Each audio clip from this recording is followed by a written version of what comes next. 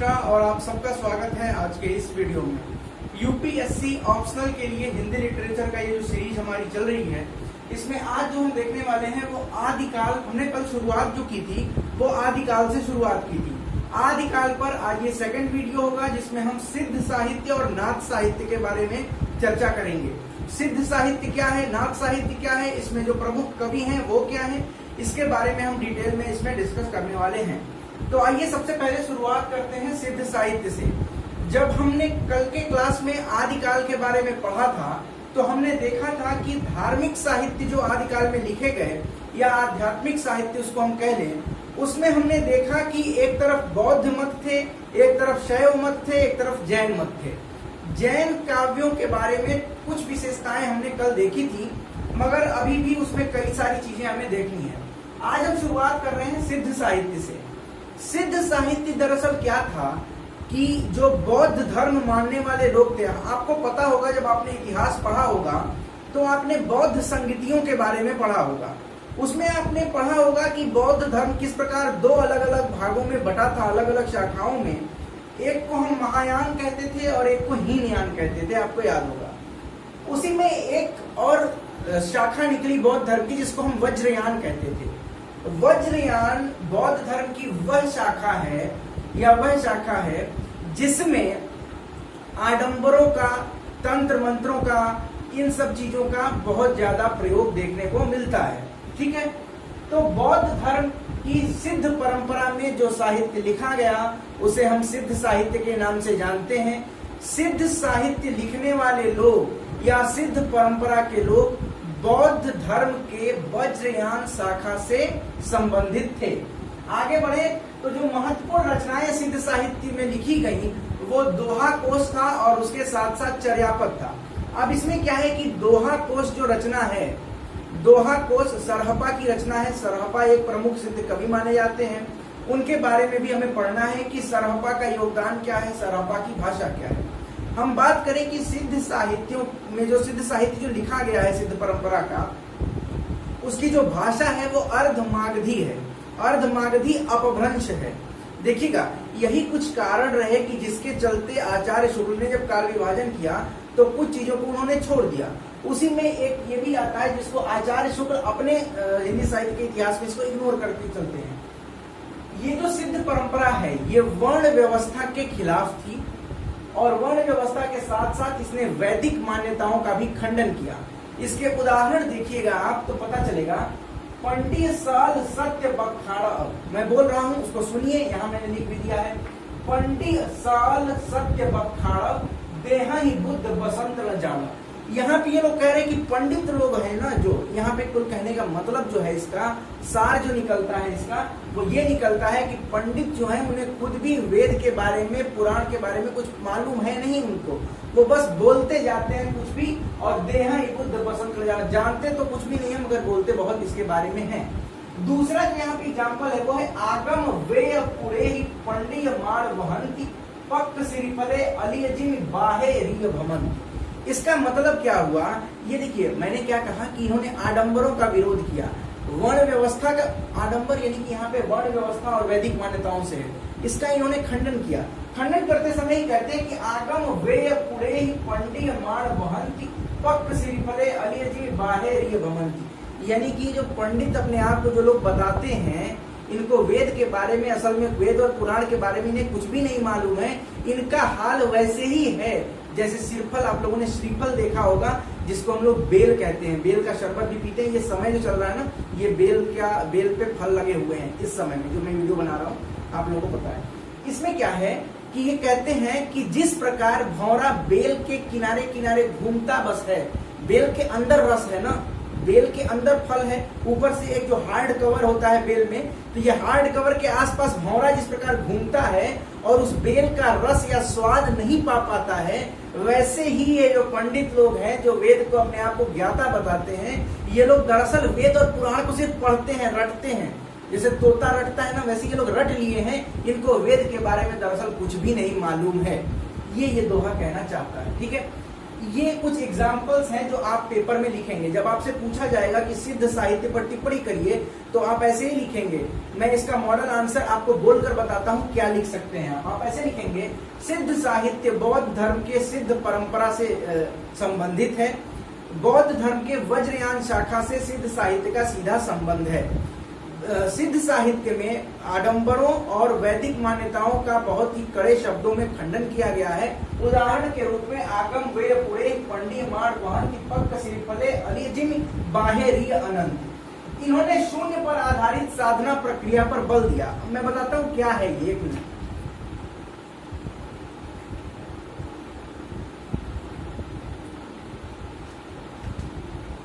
दरअसल यहाँ पे क्या है ना कि इन्होंने एक पंचमकार पद्धति बताई। पंचमकार पद्धति में क्या है, 5 चीजें थी। वो 5 चीजें क्या थी, मत्स्य मछली, मदिरा शराब, मांस पता है आपको, मुद्रा पैसा वगैरह, और मैथुन। इन्होंने कहा कि ये 5 चीजें आवश्यक हैं अब साधना को पूर्ण रूप तक ले जाने के लिए, मुक्ति पाने के लिए इसके आवश्यक। देखिए क्या इन्होंने तर्क दिया, सिद्धों ने ये तर्क दिया है कि जब आप सुख को पूरी तरह से भोग लेंगे, जब आप चरम सुख प्राप्त कर लेंगे, तभी आप सुख के प्रति आकर्षण जो आपका सुख के प्रति है ये तभी समाप्त होगा जब आपने सारे सुखों का भोग कर लिया है। यानी कि ये कहना चाहते हैं सिद्ध साहित्य कि जब तक आप सुख का भोग नहीं करते हैं, सांसारिक सुख का जब तक आप भोग नहीं करते हैं, तब तक सुख के प्रति विरक्ति नहीं आएगी, और यदि सुख के प्रति विरक्ति नहीं आएगी तो आपकी मुक्ति असंभव है। ये सिद्ध कहना चाहते हैं। इसके ठीक उल्टा नाथ में आप पढ़िएगा, प्रश्न आ सकता है कि सिद्ध और नाथ साहित्य के बारे में, मतों के बारे में कंपेयर करिए। आइए आगे बढ़ते हैं। ये मेन बात यही है, सुख भोग कर ही सुख के आकर्षण से मुक्ति मिल सकती है। ये किसका कहना है भाई, तो सिद्ध साहित्य में ये बात मानी गई है। आगे बढ़ते हैं, सिद्ध साहित्य में शिल्प के बारे में चर्चा करते हैं कि काव्य में शिल्प क्या था। तो देखिए, संप्रदायों का प्रचार प्रसार कर रहे थे सिद्ध जो थे, ये कोई साहित्य रचना नहीं कर रहे थे। साहित्य की सूक्ष्मताओं से इनका परिचय नहीं था। इनका जो काम था वो ये था कि बौद्ध के वज्रयान शाखा के अंतर्गत जो सिद्ध परंपरा है, उस परंपरा को किस प्रकार प्रचारित प्रसारित किया जाए, लोगों तक पहुंचाया जाए। जब आपका ध्येय साहित्य रचना न होकर आपका किसी चीज का प्रचार करना आपका ध्येय बन जाता है, तो इसका सीधा मतलब है कि आप साहित्य नहीं लिख रहे हैं, आप प्रचार के दृष्टिकोण से साहित्य की रचना कर रहे हैं। यदि आप प्रचार की दृष्टि से साहित्य रच रहे हैं तो साहित्य के जो सूक्ष्मताएं हैं, साहित्य में जो सूक्ष्म चीजें हैं, जो शिल्प विधान है, उसको आप इग्नोर करेंगे। तो यही यहाँ पर भी होता है। तो उतना कुछ साहित्य इसमें देखने को नहीं मिलता है। उतना कुछ का मतलब ये नहीं कि साहित्य नहीं है। यदि साहित्य नहीं होता तो इस चैप्टर को हम पढ़ते भी नहीं और यूपीएससी के सिलेबस में भी नहीं होता। भाषा क्या है, अर्धमागधी अपभ्रंश है, मैंने पहले भी बताया।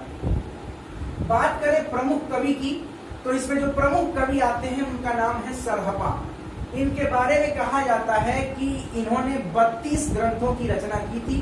प्रामाणिक तौर पर दोहा कोश जो है ये इनकी एक रचना, एक ग्रंथ है इनका, लेकिन 32 ग्रंथों की रचना मानी जाती है कि इन्होंने की थी। इन्होंने भी वर्ण व्यवस्था और ब्राह्मणवाद का विरोध किया था।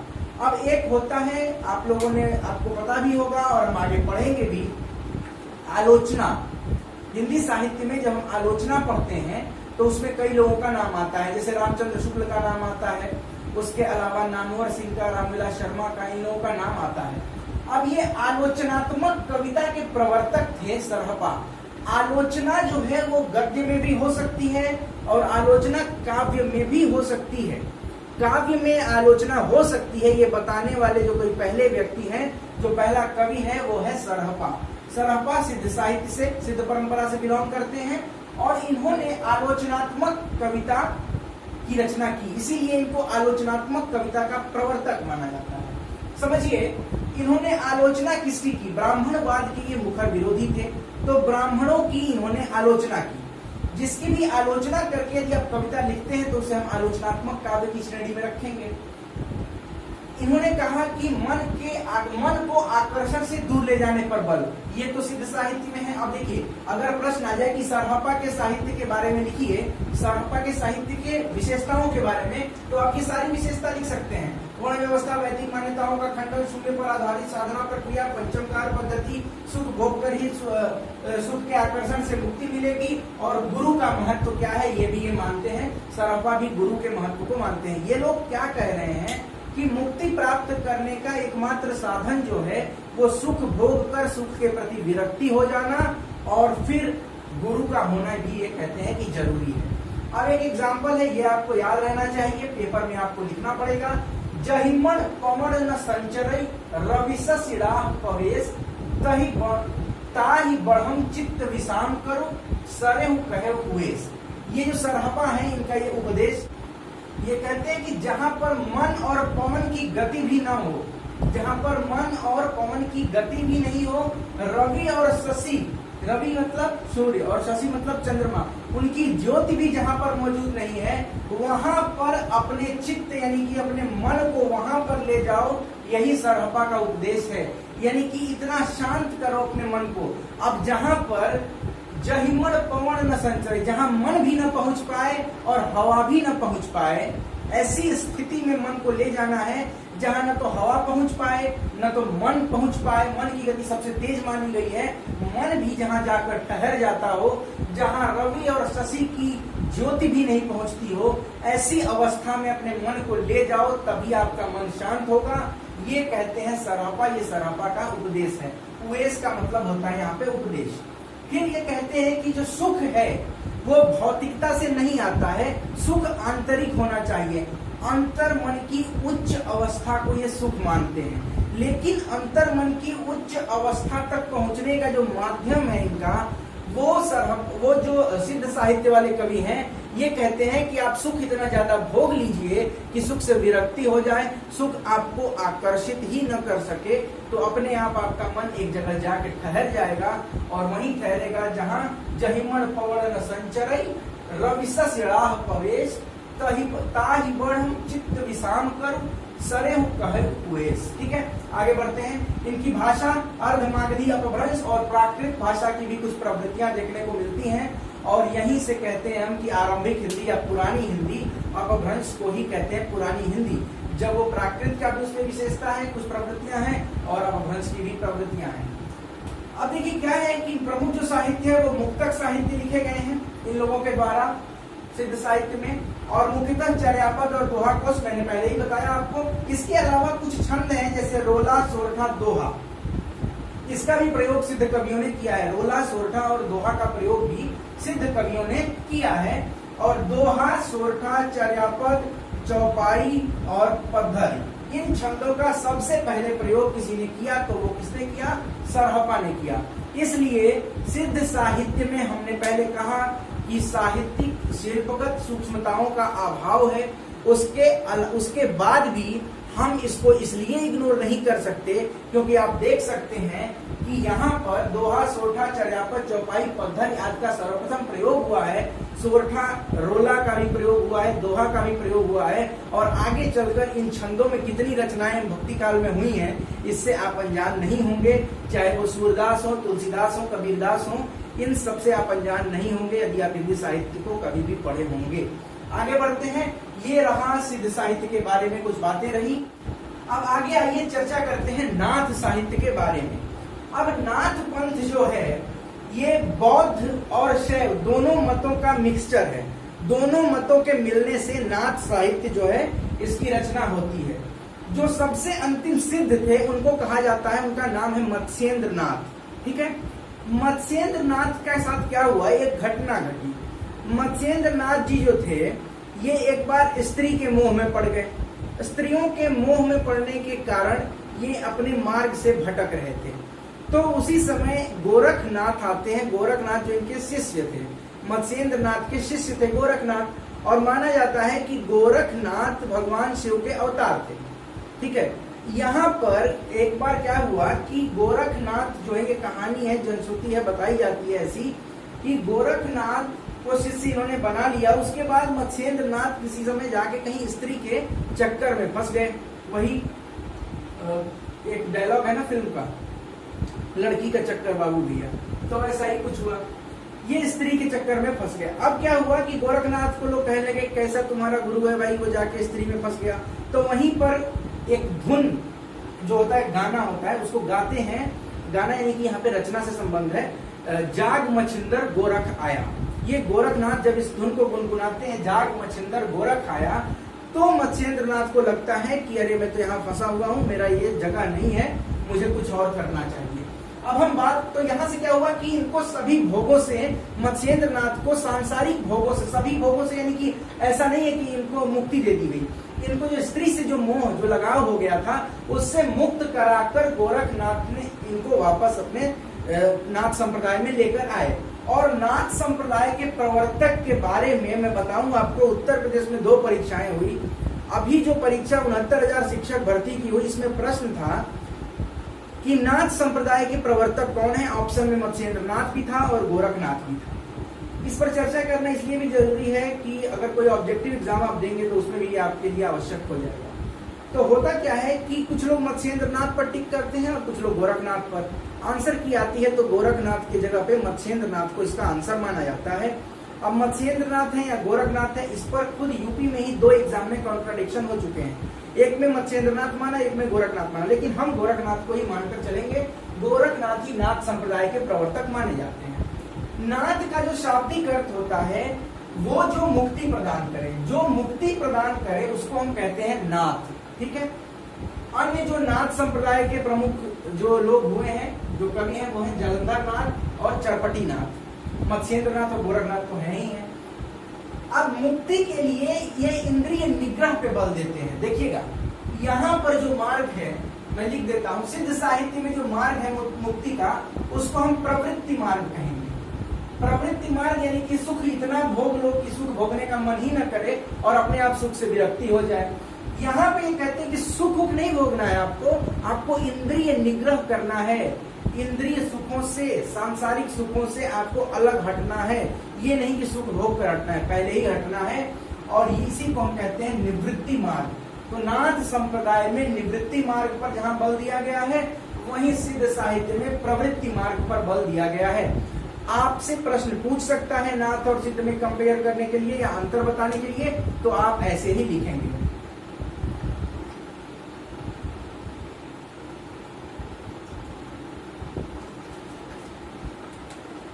अब इसमें क्या है कि नाथ संप्रदाय की एक सीमा आती है कि सीमा क्या है इनकी, तो इनकी एक सीमा आती है कि गृहस्थ धर्म को तुच्छ मानते हैं।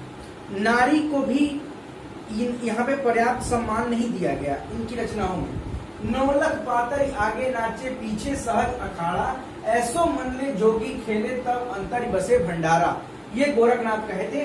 और यहाँ से पता चलता है कि यहाँ पे गृहस्थ जीवन को और नारी का सम्मान जो है वो थोड़ा सा यहाँ पे नारी का अवमूल्यन हुआ है। ठीक है। मत्स्येंद्र नाथ कहते हैं जोगी सोई जाड़िए जगते रहे उदास, तत् निरंजन पाइए कहे मछंदर नाथ। यानी कि जोगी वही है जो जगत से उदास रहे। जगत से उदास रहने का मतलब यहाँ पे है, जगते रहे उदास से मतलब है सांसारिक सुख से, भौतिक सुख से, इससे जो विमुख रहे उसी को आप जोगी मानिए, ये मछंदर नाथ कहते हैं।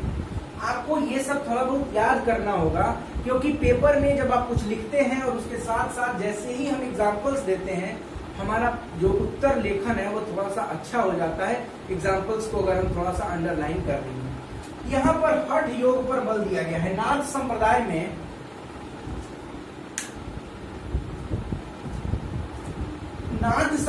में हठ योग पर बल दिया गया है। हठ योग क्या है भाई? तो हठ का मतलब क्या है? एक ह है और एक ठ है। ह से यहाँ आशय होता है सूर्य का और ठ से आशय है चंद्र का, दोनों को मिला देना। हठ योग, सूर्य को चंद्र से मिला देना। क्या मतलब निकलता है भाई? सूर्य को चंद्र से मिलाना यानी कि 2 अलग अलग प्रवृत्तियों को मिला देना, यही है हठ योग। अब हठ योग में हठ साधना की जाती है, शारीरिक रूप से इसमें शरीर को कष्ट होता है। ठीक है। तो सूर्य और चंद्र यानी परस्पर विरोधी तत्वों को एक साथ मिला देना, यह कठिन काम है, इसी को तो हठ योग कहते हैं। हठ जो ठान लिया जाए वो करना है। तो ये हठ का मतलब यहाँ पे ये हुआ कि सूर्य और चंद्र से आशय है कि परस्पर विरोधी प्रवृत्ति वाले चीजों को, भावों को, विचारों को एक साथ मिला देना, इसे ही हम हठ योग के नाम से यहाँ जानते हैं। नाथ मत में कहा गया है जोई जोई पिंडेश्वरी ब्रह्मांडे, यानी कि आपके अंदर की जो शक्ति है, जो कुंडलिनी शक्ति एक है, उसको जागृत कर लेंगे तो आप इस संसार में, संसार कहने का मतलब क्या है कि जोई जोई पिंडेश्वरी ब्रह्मांडे, आपके अंदर ही ईश्वर है, आपके अंदर ही सारी शक्तियां हैं, ये मानना है यहाँ पे किसका भाई? नाथ संप्रदाय में, नाथ संप्रदाय के कवियों का, नाथ संप्रदाय में नाथ साहित्य की जो रचना की गई है उसमें। अब हम बात करेंगे नाथ साहित्य की कुछ विशेषताओं के बारे में, और नाथ साहित्य में जो प्रमुख कवि हुए हैं, जिसमें कि हम खास करके बात करने वाले हैं गोरखनाथ के बारे में। हमने यहाँ पे क्या किया कि सिद्ध कवियों के बारे में जब हमने पढ़ा तो इसमें हमने सरहपा के बारे में पढ़ा, सिद्ध काव्य, सिद्ध साहित्य क्या था, उसकी भाषा क्या थी, कौन कौन से छंद थे, ये सारी चीजें हमने यहाँ पे डिस्कस की। अब मैं जो डिस्कस करने वाला हूँ वो डिस्कस करूंगा मैं सिद्ध नाथ साहित्य के बारे में, और इस वीडियो में नाथ और सिद्ध साहित्य हम पूरा पढ़ लेंगे, और आगे के वीडियो में फिर हम अमीर खुसरो को और आगे जो भी है वो सारी चीजें हम पढ़ेंगे। तो चलिए शुरू करते हैं। तो आइए देखते हैं नाथ साहित्य के बारे में, नाथ साहित्य की कुछ विशेषताओं के बारे में। सबसे पहली बात कि नाथ साहित्य में बाह्य आडंबरों का विरोध किया गया है, बाह्य आडंबरों का विरोध और वर्ण व्यवस्था का विरोध, ये दोनों आपको नाथ साहित्य में देखने को मिलेगा। गुरु की महत्ता, ये हमने सिद्ध साहित्य में भी देखा था और नाथ साहित्य में भी गुरु की महत्ता ये लोग भी मानते हैं। जैसे कि पहले ही मैंने बताया आपको कि मत्स्येंद्र नाथ जो थे वो गोरखनाथ के गुरु थे, ठीक है, तो ये भी बात आपको याद रखनी है। और नाथ धर्म का, नाथ संप्रदाय का प्रवर्तक कौन है? तो वो गोरखनाथ को हम लोग मानते हैं यहाँ पे। अब इसमें क्या है कि मान्यताओं के प्रचार प्रसार हेतु ये लोग भी लेखन करते थे। सिद्ध साहित्य में जो लेखन हुआ है वो भी मान्यताओं के प्रचार प्रसार के लिए ही हुआ है। और नाथ साहित्य जो है, नाथ संप्रदाय, इसमें भी जो साहित्य की रचना की गई है वो भी इनका जो प्रमुख लक्ष्य है वो इनकी मान्यताओं का प्रचार प्रसार है, ठीक है। आगे बढ़ते हैं। अब ये क्या हुआ कि साधनात्मक अनुभूतियों का प्रतीकात्मक वर्णन, समझिएगा, इसका मतलब हुआ साधना करते हैं जब ये लोग हठ योग से जब साधना करते हैं तो कुछ अनुभूतियां होंगी, कुछ अनुभव होंगे इनके, उन अनुभवों को ये लोग प्रतीकात्मक रूप से वर्णन करते हैं, प्रतीकों के माध्यम से। कहीं कहीं पर ये भाषा थोड़ी सी उलझाऊ भी लगती है, उलट बांसी इसको बोलते हैं। उलट बांसी यानी कि यहाँ पे कुछ उल्टी बातें कही जाएंगी। जैसे देखिए कहा गया है, नाथ बोले अमृतवाणी बरसेगी कंबली भीजेगा पानी, ये आप कई बार कबीरदास के संबंध में भी पढ़ते हैं। तो नाथ बोले अमृतवाणी बरसेगी कंबली भीजेगा पानी, क्या पानी के बरसने से कंबल भीगता है, ये तो हमें पता है, लेकिन कंबल की बारिश हो और पानी भीगने लगे, ये तो उल्टी बात हो गई ना, इसी को हम कहते हैं कि उलट बांसियां। अब इसका अर्थ क्या होता है कि इस तरह की जो भी चीजें कही जाएंगी ये प्रतीकों के माध्यम से कही जाएंगी, बिंबों के माध्यम से कही जाएंगी, इसका शाब्दिक अर्थ आप नहीं निकाल सकते हैं। कई ऐसी चीजें होती है जिसका हम शब्द का अर्थ निकालते हैं, यहाँ पे इस अर्थ के इसके अंदर घुस के एक अर्थ निकलेगा, प्रतीकों के माध्यम से लिखा गया है, उसको हम लेंगे। अब इसको विद्वान लोग अपने अपने तरीके से इसकी व्याख्या करते हैं कि बरसेगी कंबली भीजेगा पानी, इसको लोग अपने अपने तरह से बताते हैं। इसमें कुछ लोग ये कहते हैं कि इसमें क्या होता है, कई लोग मानते हैं कि संस्कार और भक्ति का प्रतीकों के माध्यम से वर्णन किया गया है। जैसे ही संस्कार की बारिश होगी वैसे ही आपके अंदर जो भक्ति है वो जागृत हो जाएगी, ऐसा लोग मानते हैं। इसका एक अर्थ ये लगाया जाता है, संस्कार जो मनुष्य के अंदर है, जैसे ही उस संस्कारों की बारिश हो रही है मनुष्य के अंदर, वैसे ही भीजेगा पानी, यानी कि उसके अंदर जो ज्ञान है वो पूर्ण होगा, ऐसा माना जाता है। एक व्याख्या ये भी है, कई तरह की अलग अलग व्याख्याएं हैं, इसको उलट बांसियां कहते हैं, इसलिए आप इसको बिल्कुल भी ऐसा मत मानिएगा कि एक ही व्याख्या इसकी हो सकती है। गृहस्थ तथा नारी का अवमूल्यन, नाथ साहित्य में गृहस्थ और नारी का अवमूल्यन हमें देखने को मिलता है। मैंने यहाँ पे दो अभी बताया भी था, एक रचना का उदाहरण देके तो कुछ देर पहले, वो आप देखिएगा, उदाहरण के रूप में आप उसको यहाँ पे रख सकते हैं। अब हम बात करें कि नाथ साहित्य के जो प्रमुख कवि हैं वो हैं गोरखनाथ, ठीक है। गोरखनाथ के संबंध में, इनके समय के संदर्भ में बहुत ही विवाद है। कुछ लोग मानते हैं 9वीं शताब्दी, कुछ लोग 13वीं शताब्दी। तो 9वीं शताब्दी से 13वीं शताब्दी के मध्य विवाद चलता है गोरखनाथ के समय को लेकर। कुछ लोग इनके ग्रंथों की संख्या 40 मानते हैं, जबकि डॉक्टर पीताम्बर दत्त जो हैं इनके अनुसार ये मानते हैं कि 14 ग्रंथ जो है वो गोरखनाथ ने लिखे हैं। ठीक है, तो ये डिपेंड करता है कि क्या आपको दोनों ही लिखना है कि ग्रंथों की संख्या यूं तो 40 मानी जाती है, परंतु डॉक्टर पीताम्बर दत्त के अनुसार ग्रंथों की संख्या 14 है। अब आचार्य शुक्ल के बारे में जब मैंने बताया तो ये बताया कि आदिकाल के कुछ रचनाओं को आचार्य शुक्ल ने साहित्य से बाहर कर दिया, सांप्रदायिक बताकर बाहर कर दिया। अब यहाँ पर भी क्या होता है कि आचार्य शुक्ल कहते हैं कि इन रचनाओं को साहित्य में शामिल नहीं किया जाएगा, जबकि द्विवेदी जी कहते हैं कि इन हजारी प्रसाद द्विवेदी कहते हैं कि इन रचनाओं को साहित्य में शामिल किया जाना चाहिए। यहाँ से एक प्रश्न उठता है कि क्या सिद्ध या नाथ साहित्य वास्तव में साहित्य है भी या नहीं भी है, तो अभी इसके बारे में डिस्कस करेंगे। उससे पहले मैं और बताऊं, गोरखनाथ ने हठ योग का उपदेश दिया था। अब नाथ साहित्य के, नाथ पंथ के द्वारा जो साहित्य लिखा गया उसकी जो विशेषता है वो सारी की सारी विशेषताएं गोरखनाथ के साहित्य में भी आप देख सकते हैं। अब क्या है कि भक्ति काल की कई प्रवृत्तियां जो है यहाँ पे देखने को मिलता है कि गोरखनाथ की रचनाओं से प्रेरित होकर भक्ति काल की कई प्रवृत्तियां जन्म लेती हैं। भक्ति काल में जो भी शाखाएं हैं, सगुण शाखा, निर्गुण शाखा, उसमें भी कुछ ज्ञान देने वाली शाखा, ज्ञानाश्रय शाखा, तो ऐसा माना जाता है कि ऐसा देखने को मिलता है, माना नहीं जाता है, देखने को मिलता है कि यहाँ से प्रेरित दिखाई देती हैं भक्ति काल की कुछ प्रवृत्तियां। तो हम इसको साहित्य मानेंगे, क्योंकि साहित्य न मानना यहाँ पे गलती हो जाएगी। कैसे आप नहीं मानिएगा साहित्य इसको? भक्ति काल की कुछ प्रवृत्तियां यहाँ से जन्म ले रही हैं। सिद्ध और नाथ साहित्य ने कई ऐसे छंदों के प्रयोग कर दिए हैं नए नए, जिसको आगे चल के और विकसित रूप में देखने को मिला है भक्ति काल में। भक्ति काल में दोहे कितने अच्छे रचे गए हैं। तो ये सारी शुरुआत तो यहीं से होती है। सरहपा ने दोहा, सोरठा और रोला की शुरुआत की, और भी जो छंद मैंने बताए थे उसकी शुरुआत सरहपा से मानी जाती है। जिसने शुरुआत किया उसको आप साहित्य से नकार नहीं सकते हैं। अब प्रश्न उठता है कि सिद्ध साहित्य है या नहीं है। सिद्ध साहित्य और नाथ साहित्य को हम साहित्य माने कि नहीं माने? यदि माने तो किस आधार पर माने, यदि नहीं माने तो किस आधार पर नहीं माने?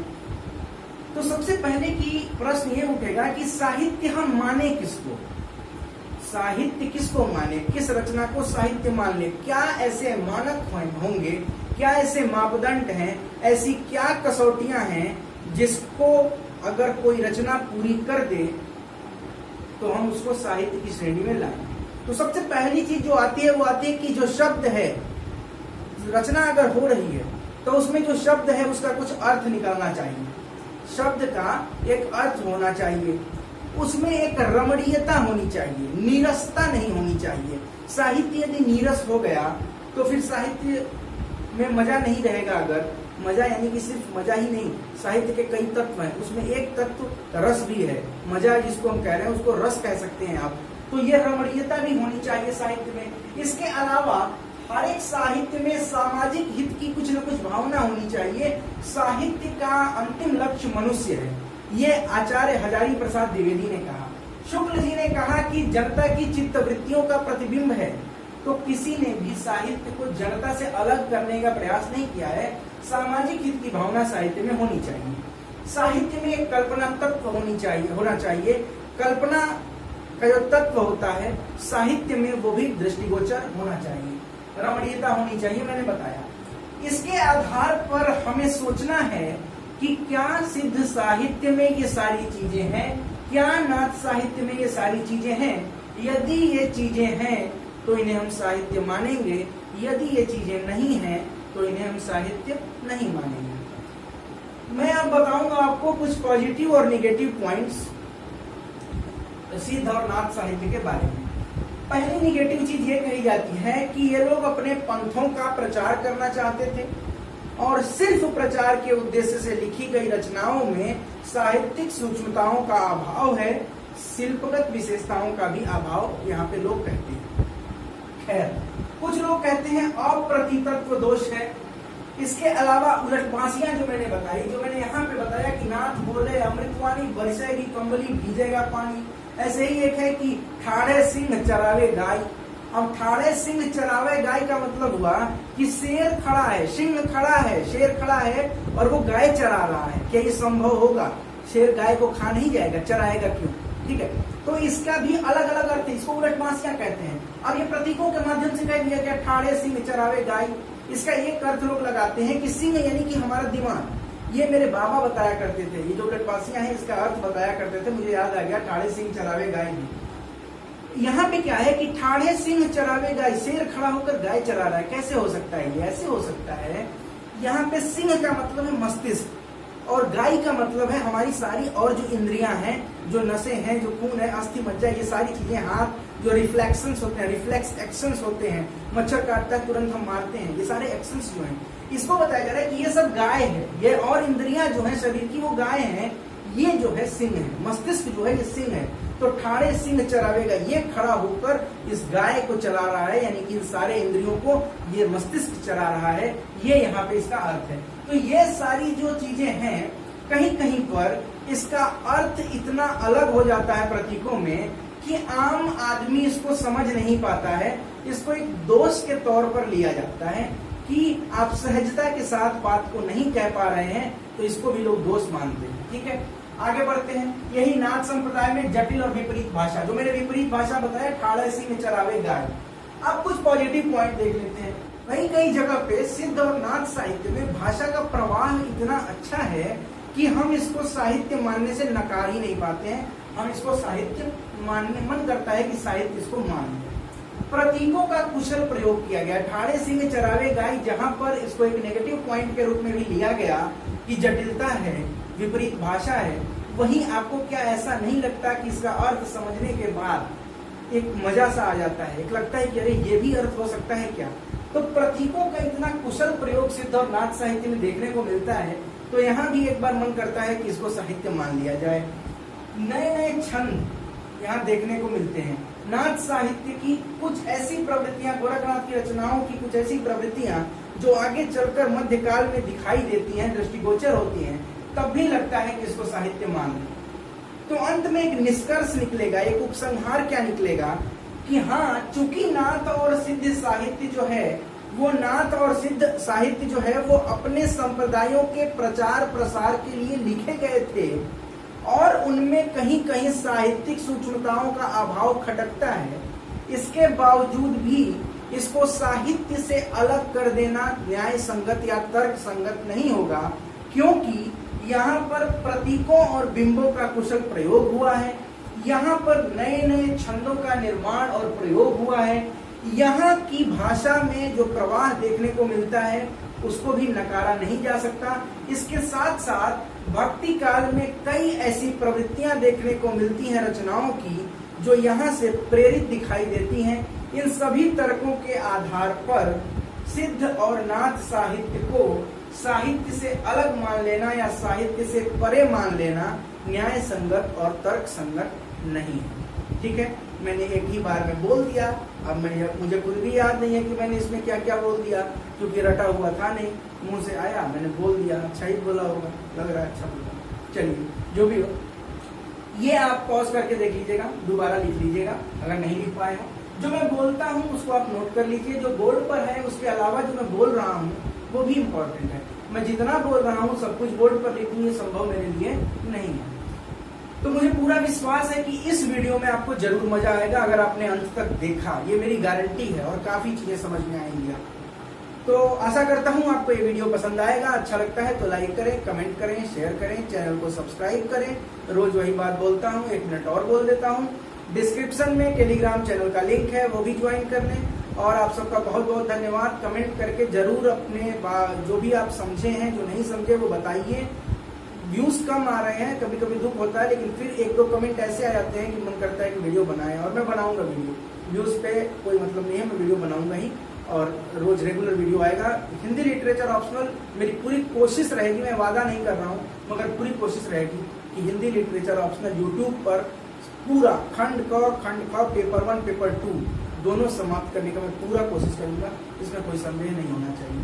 बहुत बहुत धन्यवाद, थैंक यू सो मच।